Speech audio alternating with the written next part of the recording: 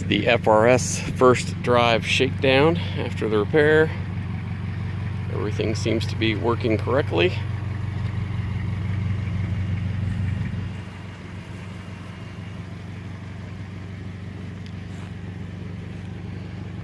All the lights work. No check engine lights.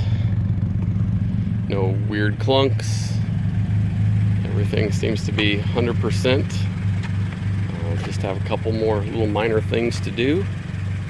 She will be ready to go. As you can see, that repair is pretty much complete. One issue I did see is that the AC control on the right is not working. As far as lighting up, it seems to work, but it does not light up. So it's probably just a loose connection or something.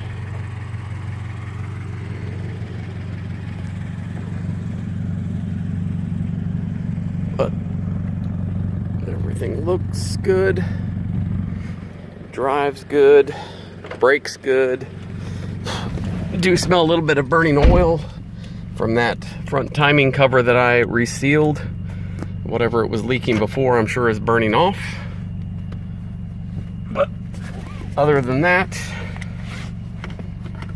everything seems to be good to go.